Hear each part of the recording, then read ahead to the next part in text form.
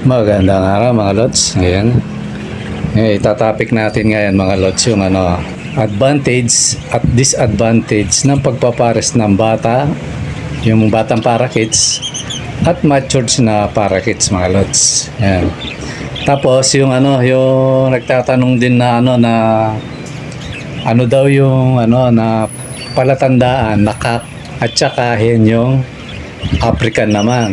Although mga lods, ako base sa aking experience kasi meron tayo ng apps dito, mga African. May mga palatandaan ako na pansin mga lods. So isi-share ko 'yon na although na-share ko na 'to, dadagdagan ko lang konti mga lods. So 'yun ang ating topic. Let it bang bang. Magandang araw mga lods. Ayan, chinek natin yung yung nadisgrasya nung isang gabi. Ayan, okay naman, nabuhay siya mga lods, pero bali na yung paa. Ayan. Ayan, nakaupo na yun na napapagitna ng ng dalawa na yan. Pero at least buhay siya mga lods. So, ayan, iwan na natin yan at isa munang patalastas mga lods. Yung natin, bago tayo pumunta sa topic. Mga lods, baka itong A15 ibola na natin to. Kaya habol na kayo mga lods. Sayang to. 4 na pares, 3 pares na parakeets na magaganda at 1 pares na African lovebird mga lods. Maganda yung African mga lods. Parang namumula-mula malay nyo makapagbuga kayo ng red factor doon, di ba no? Kasi hindi ko alam to kung anong mga mutation nito, mga karga mga lods. Sali na kayo mga lods para konting-konti na lang, konting kembot na lang, yan. Para ma-irapple na natin. Tapos palipas lang tayo ng siguro mga 2 linggo, raffle na naman. Tapos sabay naman yung libre mga lods. Para mapunta na tayo kagad sa libre mga lods. Okay, yung pa rin yung number, yung pa rin yung messenger ko, nasa description. Pag gusto niyo sumali, lang kayo mga lods. Tapos, yung mga sumali mga lods, ayan, ito ay correct nyo na lang. Pag wala yung pangalan nyo rito mga lods, sa mga babanggitin ko, mag-comment kayo. Kasi, pag hindi kayo nag-comment, hindi naman yan mga lods. Kasi pag ako nagkamali, instant panalo kayo ng mga parakeets mga lods. Pag halimbawa naibola ko, hindi nasali yung pangalan nyo kaya pakinggan nyo mabuti yung pangalan nyo, baka wala, sabihin nyo mga lods, sabihin mo lods, wala yung pangalan ko hindi mo ako nabanggit. Ayan. Ganun lang yan mga lods. Totally ang huling sumali si Romel Dizon mga lods, 2 entry. Umpisa na natin mga lods para bumilis na tayo number 1, Mark Amsedel, yan. 2 entry. Joe Maricajao, 4 na entry. Timo J. Dilin, 2 entry.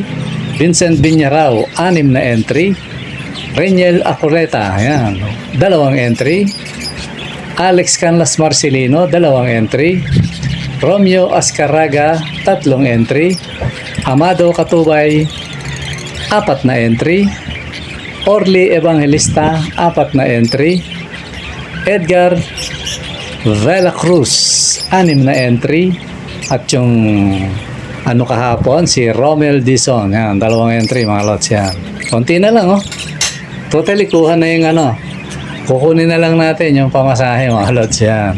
Sa full na yung pamasahe na lang. Ayan mga lots, sana sali kayo para maghanap. Malay nyo pag nasa pool natin may libreng kasunod, di ba Tsaka mag-comment kayo mga lods. Malay nyo sumpungin tayo na yung masipag mag-comment simplehan natin yung i-text, di ba Ganun lang yung mga lods. Totally marami lang ganun mga idol na hindi ko siya binablog pero binibigyan ko sila. Ayan, alam ng mga subscriber na binigyan ko yan. Pero yun, hindi ko binablog yun. Hindi ko sila pinapakita o Tapos bukod pa yung mga pumupunta rito mga lods. Kaya na kayo mga lods, lagi kayo mag-comment. Tsaka pag may entry, sali kayo para Ito lang naman, suporta sa mga natin. sa mga kits natin mga lods. At pasensya na rin pala kasi di tayo masyadong nakaka-upload kasi may ginagawa tayo mga lods. Nagpipintura tayo kaya busy-busy tayo ngayon. Okay, punta na tayo sa sa ating topic. Totally dalawa to, hindi ko lang kung kaya kong tapusin mga lods ha. Ano yun na yung isa na i-topic ko natin yung yung nag-request uli nasa Messenger sa ayaw naman niya pumunta sa yung daw pala tandaan ng mga African, kumbaga yung Alps to na kung babae ba o lalaki yan. Ako may idea na ako mga lods. Hindi siya 100% pero nakachamba tayo tapos meron na naman siguro maring yung sikreto na hindi lang masyadong nire-reveal pero yung mga veterano mag-iibon alam nila yon. So ngayon tayo mag-aalaga ng ilang piraso kasi yan i-out natin lahat yan. So pag-aaralan natin yun. Yun nga may idea na ako Tapos yung isang topic natin yung disadvantage at saka advantage ng pagpapares ng batang parakeets at saka ng matured. Yan. So umpisahan natin yung sa Alps na kung hen ba o kak. So ganito, ito na ko na isang araw pero alang-alang doon sa na mahiyain, ayaw pumunta sa YouTube mga lods. Kaya ito, gumawa ako ng listahan uli. So ito yon, medyo upgraded naman to sa mga may alagang dyan. Ito ulitin ko base sa aking experience. Tapos pinagsama-sama ko. Hindi to lods hindi 100% na sure. Lagi natin sasabihin yan, pati naman yung mga veterano lagi nila sinasabi So ito yon mga lods, umpisa na natin. Sa kak muna tayo. O anong palatandaan na kak ang iyong alagang parakeets? Ay hindi pala, parakeets tuloy na African. Sanay tayo sa parakeets mga lods kasi ito lang alaga talaga namin O Alps, African o anong palatandaan? So tingnan mo yung ulo mga lods. Pabilog yung ulo. Sakak tayo pabilog yung ulo. Naobserbahan ko yan obserbahan mo yung ulo, pabilog siya. Tapos punta tayo sa tuka. Medyo maliit siya mga lods. Pagkabisaya, medyo yan. Medyo maliit yung tuka mga lods. Yan. Tapos ibig sabihin maliit kasi yung mamaya sa akin makikita niyo yung diferensya. Medyo maliit siya na parang medyo bilog.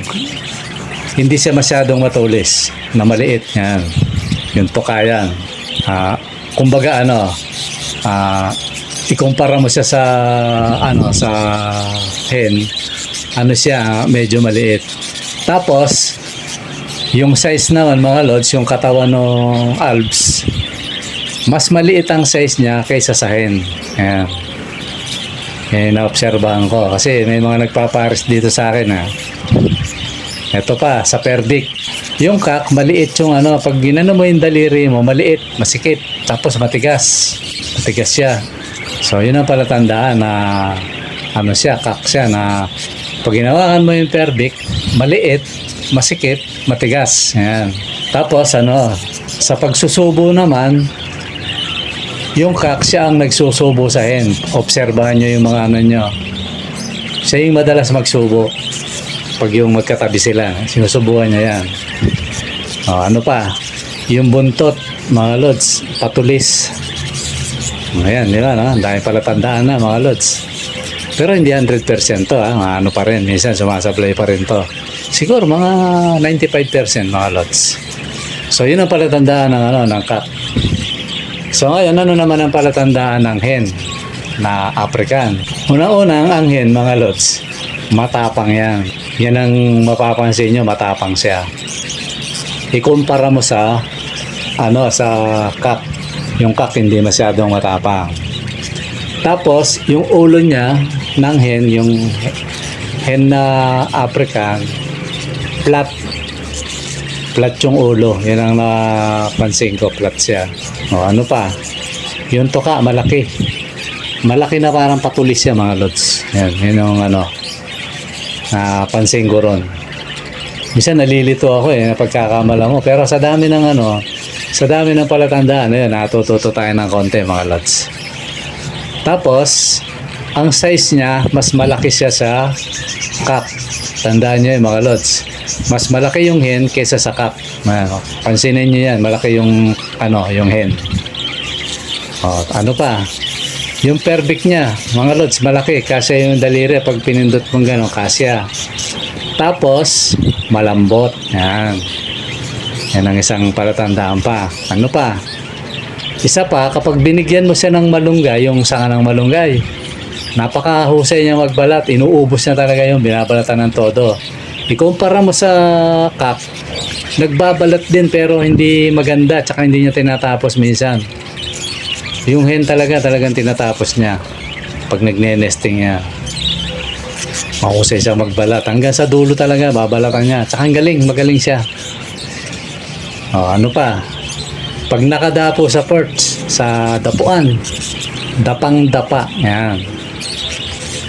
Kita mo talaga, yung puwit niya, sayad talaga sa tungtungan. Sayad yung puwit. Yan.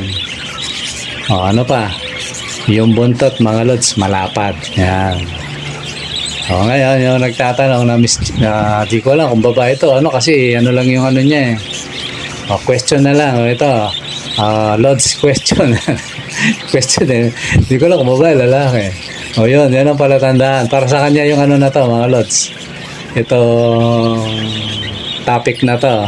Kasi sabi ko nga sa kanya, panoorin na lang niya Pero kami nabuti ko ng na kasi baka mahirapan pa siya mag-browse. Ayan, lods, na? Mga palatandaan na yan. Siguro kung meron kang 4 na pares, panigurado, yan. Sablay man yung dalawa, yung panigurado yung dalawa, yan, makakatsamba ka dyan. Ayan, alam ng mga may African yan. Total, hindi lang sinasabi, siyempre, kaya dini-DNA yan, mga lods, pag mahal yung ibon. Pero kung hindi mamahalin yung ibon, yun? Tinitiis yan na sa silip-silip. Yan, yung batayan na yan, mga lods. Ganun lang ginagawa. Karamihan sa mga mag-iibon. Tanong nyo man. Yan ang batayan nila. So, yun din ang magiging batayan natin kasi meron tayong African. Although, matagal ko nang na-obserbahan niya kasi meron naman tayo dati. Pero ngayon, marami sila. Nakita ko yun. Ito pa, dagdag ko. Minsan mga lods, huwag kayong magtaka bakit parang hindi naman nag-mating tas umitlog sa umaga yun lods, na-observe ko kasi may pasok tayo, di ba? Umaga may nagme-mating, madilim pa, tapos sa lapag. Yan, napansin ko yun. Kahit nasa kahit nasa flying cage sila, marami sila nagpaparis ang mga yan, kaya yun din ang abangan nyo pag gusto nyo yung natural pairing. Nakita ko may nagpare. Yun. Kinuha ko, ayun. Itlog agad, mga lods. Diba, no? So, ngayon, ang edad, parang ganun din. Parang ganun din sa, kung magpapares kayo. Parehas lang din sa parakeets na, di ba ako, nagpapares, 6 na buwan. Ay, hindi, 8 buwan. Pinakabata, 6, pero naglalaro yun. Ito, tatapik natin. Yan yung kasunod. So yan lods, pati na rin yung mga na nanonood na mayroong alaga dyan, yan. Batayan yan mga lods, 95%. Siya, kasi na-testing ko na mga idol.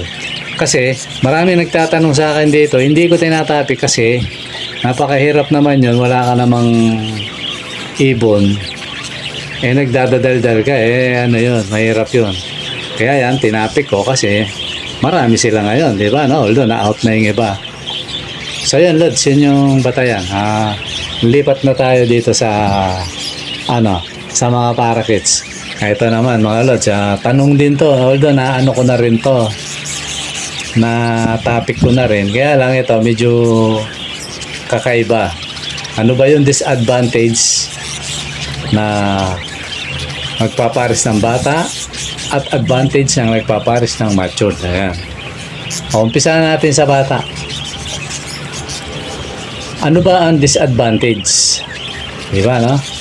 Ito totally, walang advantage dito, disadvantage talaga. pag nagpares ka ng bata. Ang disadvantage mga lods, ano siya, malaro. Minsan ano yan iitlog yan. Wala lang. Ano lang, walang laman. Infertile. Tapos, hindi nakapares siya. Ang tagal niya bago mag-itlog ulit. Di kagaya pag matured nagpapalaki ng inakay tapos ano kagad. May itlog na yon. Ito wala. Magtatapon ng itlog tapos iitlog uli. Halimbawa magme-mating uli. Ang tagal nun mga lods. Pag minalas-malas ka pa, minsan hanggang dalawa o tatlong itlog niya, walang nangyayari. Tapos pag minalas-malas ka, may mabuhay man, hindi niya alam alagaan mga lods. Napakabihira na ito, may sinalang akong bata mga lods, kaya inobserbahan ko 6 months. Ang tagal niya. Ngayon umitlog, ewan ko kung mapipisa. Going to na siya, 7 months mahigit. Ang tagal. So, disadvantage talaga mga lods, walang advantage. Tsambahan kumbaga. Ngayon, swerte mo na lang pag nakakuha ka ng na 6 na buwan okay siya. Siya, o kaya 5 months gano'n na humusay siya, yun, swerte mo yun. Ang pinaka-the best talaga, ito, punta na tayo sa sa advantage naman, sa matured. Ito mga lods, gusto nyo na talagang napaka-sureball ng alaga nyo. Di ba 8 buwan? Gawin nyo 10 buwan. 10 buwan, sureball na sureball. Mahusay na yung mahusay na yung parakeets. Yun ang advantage na pag matured. Totally salpukan agad dyan. Kita mo, may pinaris ako dito. Nakita ko sa talagang nandun pa lang sa flying cage, okay na sila banding na. Tapos talagang naguguluhan lang sila kasi marami, makukulit yung mga nilagay ko sa ayun, kagad siya. Kumbaga nagpares kagad. Sabi ko, ang galing nung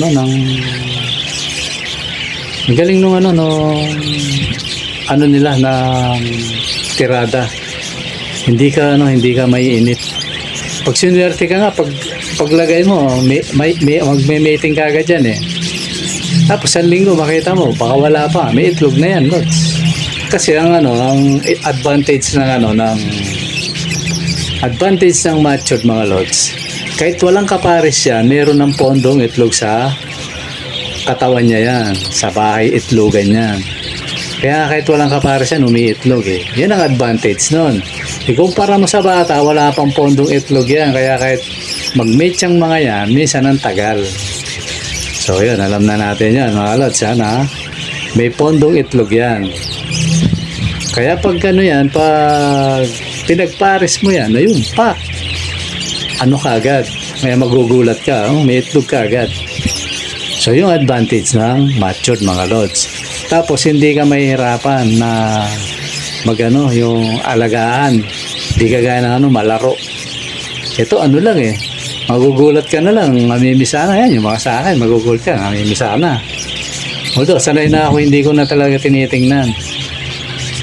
Papansinin ko lang yan pag yung hen, parang mapaganap na ng pagkain. So, ibig sabihin, galing siya sa paglinom na, tapos bumababa na siya. Matakaw na siya, yun. Isa lang ibig sabihin mga lods, meron na siyang inakay. So, ang dapat mong gawin, lagyan mo na siyang Integra o kaya chick booster. Pag gagamit ka Integra, 2,000 mga lods. Para hindi masyadong malakas. Huwag yung 3,000 kasi malakas yun. So, yun mga lods, ang advantage ng pag nagpares ka ng matured. Ang disadvantage naman ng bata, yun lang yun. Kaya sa mga nag-aalaga, kaya mga tanong ng tanong sa akin, hindi raw siya parang si yung bumili rito. Maring mali yung nilagyan nyo. Kahit matured dyan, mali yung posisyon. Minsan nga, napansin ko mga lods, pag nakatutok sa araw yung yung parang masyadong maliwanag yung nila, ayaw nila. Ako, napansin ko yan, nung binaligtad ko, yun, umano siya. Umitlog siya. Kaya may epekto yun yung mga posisyon, mga idol. Ang gusto ng mga yan, yung pagpasok niya madilim sa loob ng kanyang nest box. Ganun yun, mga idol. Kaya, ano yan, yung mga alaga nyo, huwag yung ipares pag bata pa. Sayang lang ang panahon. Yun mo, halimbawa 6 months na. Pagtiisan mo na magantay ka ng 2 buwan, sure ball na yun.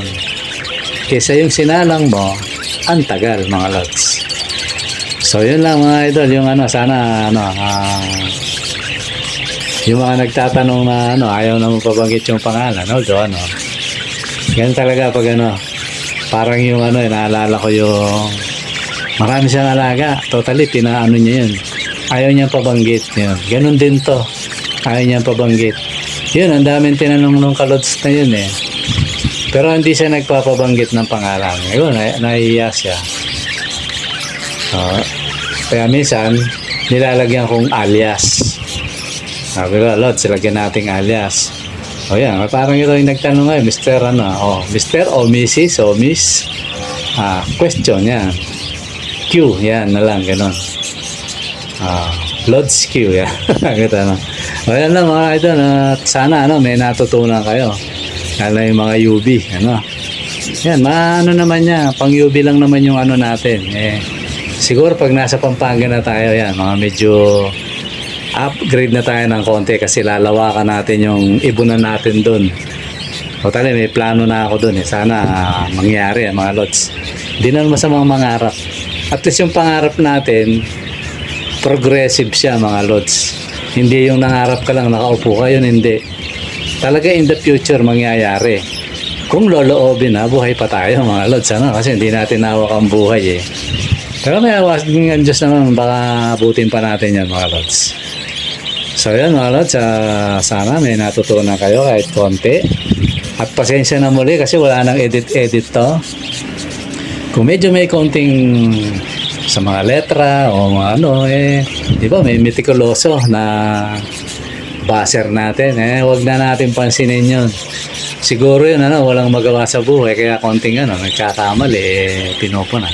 Wag na natin. Kasi ako, mga lods, mas gusto ko yung natural. Kung pwede nga lang hindi ikat yung yung sobrang kaya lang minsan baka malito.